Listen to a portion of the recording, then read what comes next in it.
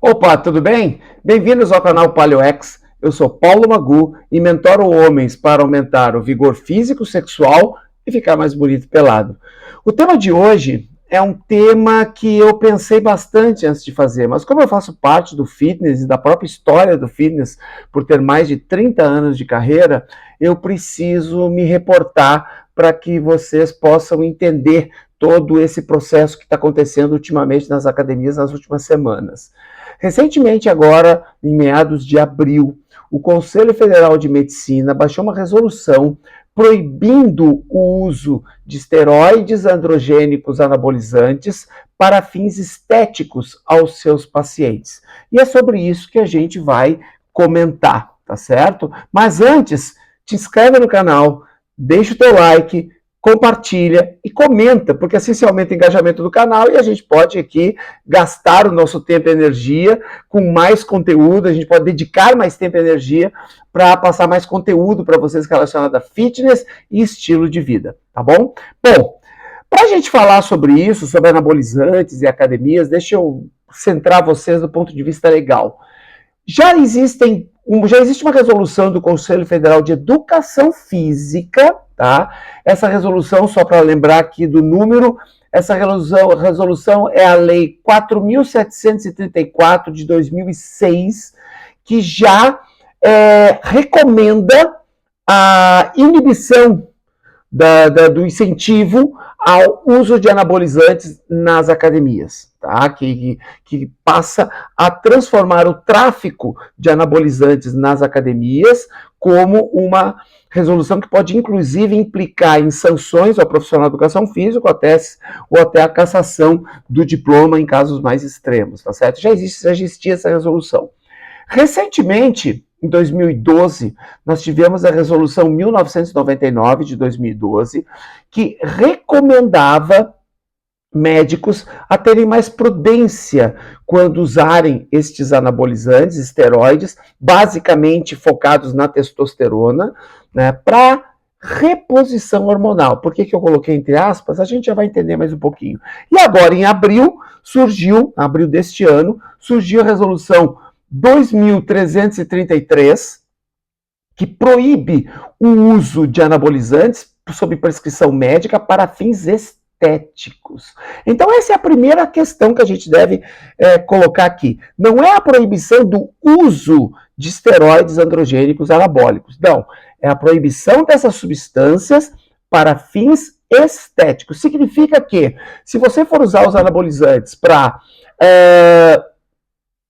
TRT, reposição hormonal necessária, né? A gente já vai entender quando é necessária, para jovens que têm hipogonadismo, para crianças com sarcopenia, a sarcopenia pós-cirúrgica de lesões traumáticas, como você quebrar um braço, entrar em atrofia. Então, existem situações, né?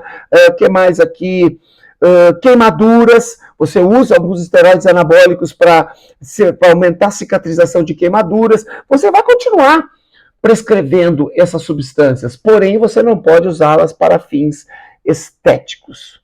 E por que essa resolução só veio agora? Bom, isso tem um contexto histórico, tá? Então, senta que lá vem a história. Bom, deixa eu explicar para vocês como é que funciona mais ou menos.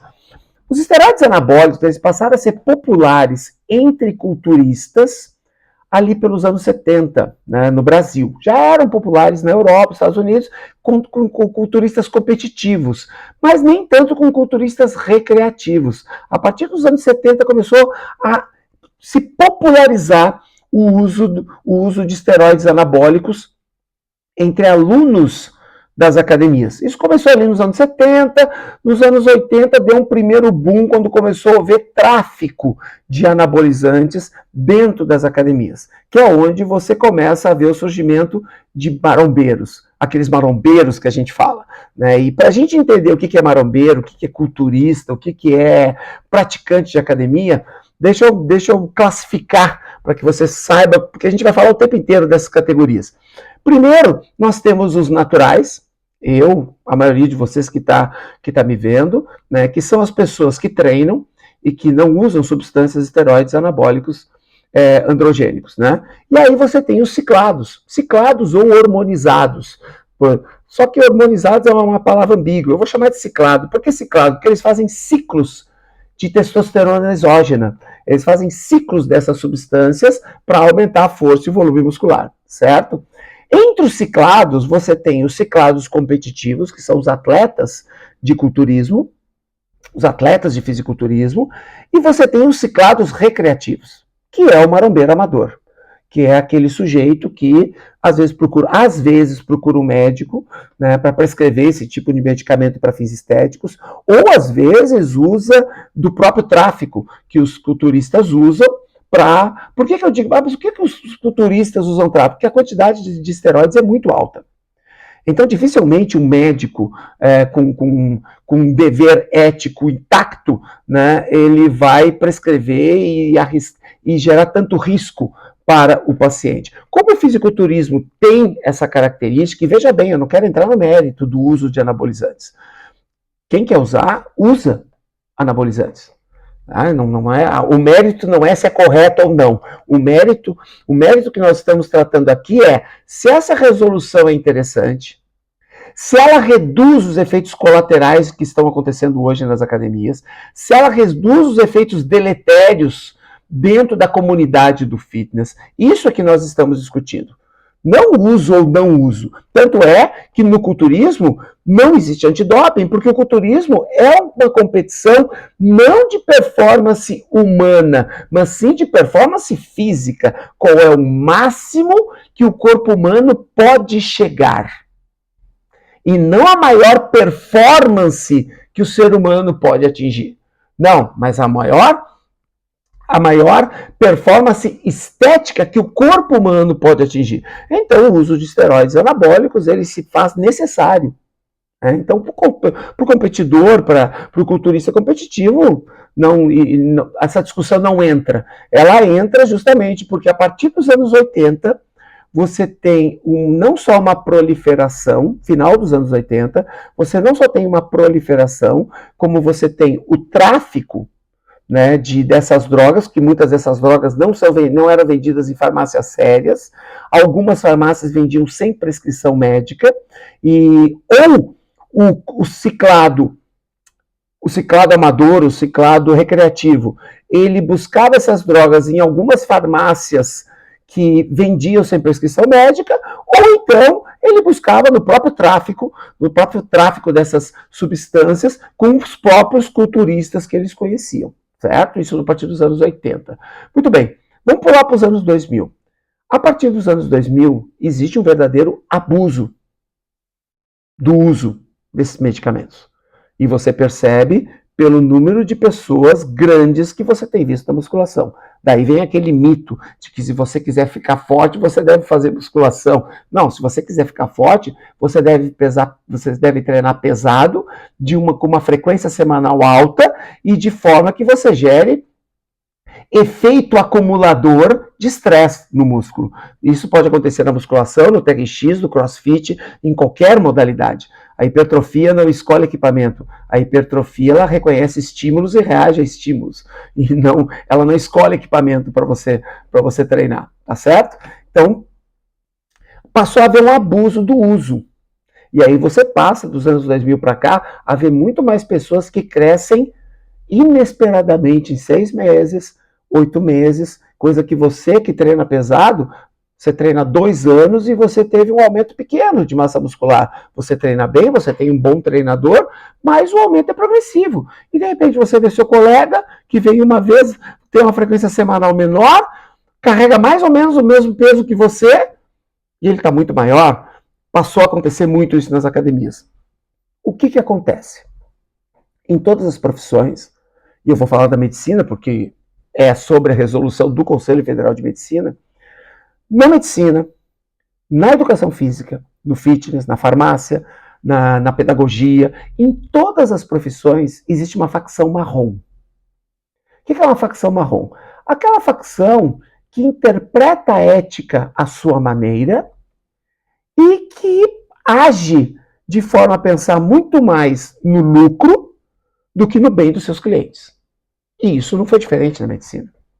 na medicina, muitos médicos de diferentes especialidades descobriram que você podia transformar tomar bomba em reposição hormonal.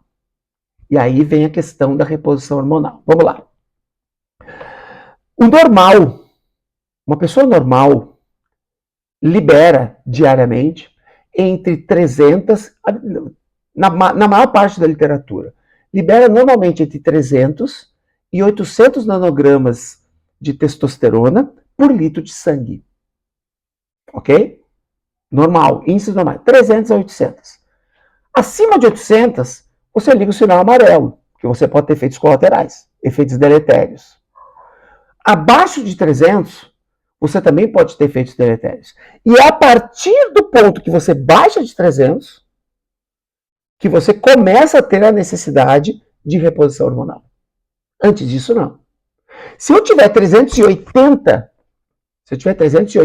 de testosterona e for treinar junto com alguém que tem 700 de testosterona, os meus resultados serão semelhantes, porque nós estamos dentro de um índice normal de testosterona para a maior faixa etária dentro de uma curva estatística, tá? Para a média da população. Se eu estiver abaixo de 300, eu ligo o sinal amarelo, vermelho, e aí vou buscar o médico, e o médico vai me prescrever a reposição hormonal. O que acontece é que muitos médicos, mesmo com índices acima de 300, passaram a prescrever. E como é que nós percebemos que esse uso é indiscriminado? Porque quando você tem testosterona abaixo de 300, veja bem, você tem normalmente os primeiros indícios, ou você tem com frequência disfunção sexual, incluindo disfunção erétil, você tem queda na libido, uma queda acentuada na libido, os seus músculos, eles são muito menores do que a média, então você tem aquela aparência de fraquinho, ou você tem excesso de peso e até obesidade. São os dois sintomas que mostram que a sua testosterona está baixa mesmo treinando. Mesmo treinando, a sua testosterona pode ficar baixa. Ou você tem músculos muito menores do que a média, você é o que a gente chama de frango, né? Frango raquítico, na academia a gente brinca com isso. Né? Ou então você tem excesso de peso, que também baixa a testosterona. Legal? A curiosidade é que normalmente quem faz reposição hormonal nas academias não só não é tão magro assim, como não é tão gordinho assim. Normalmente são caras maiores do que eu, maiores do que você. Então como é que esses caras precisam de reposição hormonal? Em outras palavras, a reposição hormonal virou uma justificativa para alguns médicos da medicina marrom, de algumas especialidades, prescreverem de forma indiscriminada esteroides androgênicos anabólicos. Daí o alarme que foi dado no Conselho Federal de Medicina para deter esse uso indiscriminado e às vezes irresponsável dessas substâncias. Então, na verdade, o Conselho Federal de Medicina ele apenas está controlando ou buscando controlar esse uso abusivo de substâncias. Porque com prescrição médica você compra em qualquer farmácia. Entende essa relação? É isso que está acontecendo. Então o Conselho Federal não está proibindo o uso de anabolizantes. Porque em determinados casos, como hipogonadismo, existem vários casos médicos onde você prescreve anabolizantes. Mas no caso dos fins estéticos, onde os efeitos deletérios são invariáveis, ou seja, sempre você vai ter efeitos deletérios, por mais medicamentos que você use para inibir o crescente efeito deletério, você sempre vai ter efeito colateral. Não é uma decisão médica que elimina o efeito colateral porque você vai tomar uma série de remédios paralelos que vão evitar. Eles não evitam, eles previnem. Mas eles não evitam. Eles reduzem o efeito deletério. Mas o efeito deletério você vai ter sempre. E aí a gente vai ter outros vídeos para falar exatamente sobre isso, sobre os esteroides androgênicos anabólicos. pelo menos de uma forma pedagógica para você que não usa entender o que está acontecendo. Tá? Então, como é que você percebe quando o sujeito ele tem uma certa queda para usar, né, esses esteroides? Quando o sujeito é grande, roliço e não tem barriga. Porque nos homens, o primeiro local onde você se acumula gordura é na barriga. É o primeiro lugar onde aparece gordura.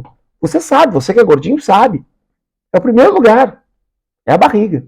Aí você vê um sujeito com ombro redondo, peito redondo, bunda redonda, coxa redonda, sem barriga. Opa, então ele não é gordinho. Ele tem retenção líquida. Só que a retenção líquida nos homens, para ocorrer, olha, você tem que fazer um grande esforço. Você tem que ser bem gordinho para ter tanta retenção líquida assim. Então você já começa a perceber que isso você não encontra em alguns lugares do fitness, né? Se concentra em alguns setores da academia. Esse tipo de situação, tá bom? Então vamos lá. Ainda comentando. Outro dado interessante, isso é dado estatístico, tá? As pesquisas mostram, e eu vi isso num vídeo, né? Eu vi isso citando a pesquisa num vídeo de um culturista renomado aqui do Brasil, e ele viu essa pesquisa e não teve nenhum tipo de corporativismo para lançar a mão dessa pesquisa, eu fui conferir, é verdade mesmo. A maior parte das pessoas que usam métodos de reposição hormonal dentro das academias se situam entre 16 e 28 anos. Vocês entendem o que eu estou querendo dizer? Será que tem tanto adolescente que está broxando? Será que tem tanto adolescente com disfunção sexual? Será que tem tanto adolescente que de uma hora para outra fica gigante, que precisa de testosterona? Porque a testosterona começa a baixar a partir dos 30, 35, em tese. Na média de 1 a 2% de testosterona livre por ano. E a maior incidência de uso nas academias ocorre entre 16 e 28 anos. Você percebe que uma informação não bate com a outra? Que essas informações elas são anacrônicas, elas são dissociáveis e não associáveis? É isso que o Conselho Federal de Medicina passou a perceber e resolveu coibir. É sobre isso que a gente está comentando. É sobre isso que isso precisa ser discutido nas academias. E tudo bem, eu estou entrando num assunto polêmico, eu não precisava entrar. Mas é preciso discutir, é preciso debater. Eu vi algumas discussões na internet, discussões entre culturistas na internet, alguns dizendo que essa proibição dos médicos prescreverem vão levar a um aumento do tráfico, como era antes. O aumento do tráfico de esteroides. Pessoas que trazem do Paraguai, que trazem de outras vias, diretamente de laboratórios, enfim. E aí eu te pergunto, se esse fosse o caminho natural, se as leis que inibem levam ao tráfico, então por que nós estamos lutando contra as drogas? Que se você liberar as drogas, você diminui o tráfico. Será que é isso? Será que é isso que nós estamos conversando? Porque o efeito é o mesmo. Por que nós lutamos contra o tráfico de cocaína? Para inibir. Nós queremos criar leis para inibir o tráfico de cocaína. Ah, não, mas usando o mesmo discurso dessas pessoas, não, mas para aí, se eu controlar o tráfico de cocaína, vai aumentar o tráfico por fora, as pessoas vão procurar por fora. Não, você inibe aquelas pessoas que têm algum bom senso. Isso vai afetar o culturismo? Não acredito. Agora uma opinião pessoal. Não acredito. Não acredito porque os culturistas conhecem os seus canais para adquirir esses medicamentos, vão continuar com esses canais e normalmente, não digo todos, mas normalmente procuram médicos para entender e conhecer os indicadores de saúde para coibir os efeitos deletérios, ou que a gente chama de colaterais, para inibir os efeitos colaterais. Normalmente procuram para isso, porque dificilmente o médico sabe prescrever a droga anabólica mais do que um culturista. Por mais que o culturista seja leigo, ele se debruça, quando ele passa a competir, ele se debruça para entender esse processo. Coisas que o médico não se debruça tanto, né? não dedica tanto tempo e energia para se dedicar para estudar apenas esse fato. Então, acho que entre os culturistas competitivos, nada muda. Nada muda. Eles vão continuar se consultando com os médicos para verificar indicadores, para fazer exames, e vão continuar adquirindo as drogas da mesma forma. De novo, não estou julgando mérito. Acho que o esporte-culturismo, ele sobrevive também dessas substâncias, e é um esporte criado para quem usa essas substâncias. E está tudo certo. Existe categoria natural no culturismo? Existe. Mas quando você percebe o campeão do natural contra o campeão dos hormonizados, do ciclado, você vê que o esporte ele tem uma diferença bem grande. Tá? Então não é esse o caso. A questão é o uso entre ciclados recreativos. Tá? Bom, entre os ciclados recreativos, você tem aquelas pessoas que já usam os esteroides anabólicos sem prescrição médica. Então, esses vão continuar com seus canais, vão continuar comprando em determinadas farmácias que liberam, vão continuar usando, às vezes, canais de tráfico, então esses também não mudam. E quem é que ele atinge no final? Ele atinge o ciclado recreativo que busca o médico para fazer isso com o menor efeito colateral possível. Então, esse vai ficar desamparado? Vai ficar desamparado da prescrição abusiva, vai ficar desamparado da ganância de alguns médicos em contratar em ser contratado para esse serviço, sabendo que não há necessidade, sabendo que as taxas já passaram do normal e continuam prescrevendo, porque um sujeito que é gigante de uma hora para outra não tem 700, 800, às vezes tem 1.000, às vezes tem 1.100, às vezes tem 1.200 nanogramas por decilitro de sangue, então ele passa a ter outros efeitos deletérios, vai inibir destes médicos. Os médicos éticos que prescrevem quando há necessidade, que têm exames sérios, né, que têm exames sérios e que prescrevem, vão continuar trabalhando. Então, essa norma do Conselho Federal de Medicina é para coibir o uso abusivo de pessoas que não competem, de pessoas que não têm noção e que caem em algumas armadilhas e que iniciam na academia e acabam no consultório médico. E para reduzir essa facção marrom da medicina. Mas o que esses caras vão fazer? Bom, número 1, isso é, de novo, opinião pessoal. Volta à opinião pessoal. Então você pode aqui comentar e refutar. Né? Número 1, se essas pessoas procuraram médicos, é porque eles têm uma ideia de saúde. É porque eles querem preservar a saúde. Logo, essas pessoas vão começar, se vir esse vídeo, vão investigar um pouco mais a fundo para saber se a sua prescrição, se o seu diagnóstico é realmente correto. Número 1, né? Número 2, uma parte desses ciclados vai procurar as vias dos ciclados que não buscam médicos. Uma outra parte vai fazer aquilo que a gente ensina desde o início para fazer, que é treino, dieta e estilo de vida adequados. Vai treinar melhor, vai buscar um treinador melhor, vai buscar treinadores com referência, alguns com referência internacional, vai buscar nutricionistas esportivos, vai buscar profissionais da nutrição, em que ele vai precisar ter mais disciplina para se alimentar, porque vamos combinar, aqui a gente não passa pano para as coisas. Se você usar esteroides, basta você treinar pesado que você vai crescer. Se você vai crescer bonito, se você vai crescer feio, se você vai crescer roliço, ou se você vai crescer quadrado, isso é uma outra história. Agora, com esteroides anabólicos, você cresce treinando pesado. De qualquer jeito, você vai crescer mais do que o natural treinando pesado. Então, essas pessoas vão aprender melhor a se alimentar bem, a treinar bem e a mudar o seu estilo de vida para ter um shape mais atlético. Essas pessoas, a grande parte das pessoas que buscam estes médicos são pessoas que querem saúde, por isso buscaram os médicos. Não tem muita informação sobre os esteroides e buscaram médicos. Ouviu alguma coisa sobre efeito colateral, pô, eu não quero isso. E buscaram esses médicos. Se esses médicos não puderem mais atender, lembrando, médicos dessa facção marrom,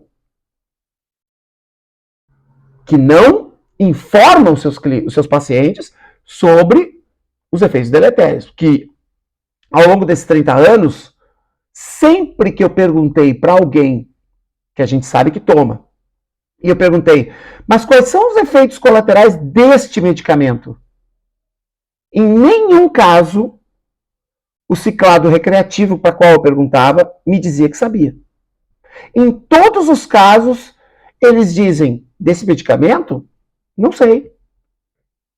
Então por que você está usando? Porque o meu médico prescreveu. Esse é o problema. Poderia prescrever para fins estéticos, mas avisando de todos os efeitos colaterais que advêm dessa prescrição. E isso seria o correto. Eu te garanto, falando para você agora, eu te garanto que metade dessas pessoas que usam somente para fins estéticos desistiriam. Desistiriam porque é um preço alto. E se você é culturista e está me assistindo, você sabe, é um preço alto. Você é culturista competitivo, você está no esporte. Todo esporte de alto nível, o preço é alto. Eu já fui esportista de alto nível. Já participei de competições mundiais no meu esporte. E eu sei que o preço é alto. Para o culturista não é diferente. Só que para o ciclado recreativo, ele tem que entender quais são os riscos para saber até que ponto ele quer, até que ponto ele deseja. Essa é a discussão. E esse é o debate que eu quero que você expanda. Eu não tenho uma conclusão. Não tenho uma conclusão. Acho que a decisão do Conselho Federal de Medicina é interessante porque ela não atinge todos os médicos. Ela não atinge os médicos éticos, ela não atinge os médicos que realmente prescrevem quando é necessário, ela atinge aqueles médicos que duplicaram a sua renda, a sua receita mensal, em cima de uma prescrição de esteroides anabólicos com nome de reposição hormonal. Isso sim, isso atinge. E é isso que me parece o Conselho Federal de Medicina busca. Inibir o uso abusivo por parte dos seus próprios profissionais, dos próprios profissionais da categoria. Você não vai inibir o uso abusivo de pessoas que são autodidatas. Mas você pode inibir o uso abusivo de alguns profissionais da sua categoria. Assim como tem essa resolução, na minha profissão, que é a educação física, existem algumas resoluções que também inibem quem? Inibem pessoas que abusam de determinadas atitudes. Que às vezes afetam um ou outro, sim. Mas leis são feitas por quê? Porque alguém as corrompe. Não precisaria de leis, não existiriam leis escritas se todos respeitassem leis naturais. Se todos respeitassem o bom senso e as leis básicas de convivência social. Quando isso não acontece, você precisa introduzir uma nova lei. É exatamente isso que eu vejo. Né? A questão da saúde, a questão da performance, e essa é a minha opinião sobre isso. Né? É uma lei que atinge uma pequena parte da categoria médica, né? Não atinge os culturistas competitivos, não atinge os ciclados autodidatas e atinge uma parte dos ciclados recreativos que buscam hoje médicos. E que provavelmente, eu acredito que mais da metade deles, por buscarem médicos pensando na sua própria saúde, vão passar a entregar uma importância maior para o treinamento de alta qualidade, para melhores treinadores, para bons treinadores, para bons profissionais de nutrição e a mudança de um estilo de vida mais saudável e que comprometa diretamente na produção de hormônios masculinos. E é por isso que eu não chamo de hormonizados, porque você pode aumentar a sua testosterona sem precisar nada disso, nem suplemento. Você pode hormonizar sem precisar de substâncias em forma de medicamento ou de suplementos alimentares. É possível você fazer isso. Eu sou prova disso, meus clientes são prova disso. Legal? Eu espero que você tenha gostado do vídeo. Esse é um vídeo para iniciar um debate, porque eu não tenho uma posição definitiva sobre isso. É apenas uma opinião lendo a resolução, né? Apenas uma opinião vendo o que a categoria dos culturistas afirma, enxergando um pouquinho mais sobre a categoria de clientes que usam o que dizem, de clientes que não usam, de alguns médicos com quem eu conversei nessas últimas semanas, porque isso é uma resolução recente, mas essa minha opinião pode mudar. Pode mudar. Quem sabe o seu comentário muda um pouco essa minha opinião. Vamos ver quais são os argumentos. Mas é um debate importante. É um debate importante porque é uma realidade que as academias vivem hoje. E esse uso que eu entendo que é sim abusivo, esse uso precisa ter pelo menos alguns critérios. De novo, não é o mérito do uso, mas sim o critério para usar. Tá bom? Beijão para vocês. Não esquece, te inscreve no canal, compartilha, comenta, dá o teu like e a gente se vê no próximo vídeo. Beijo para todos. Tchau, tchau.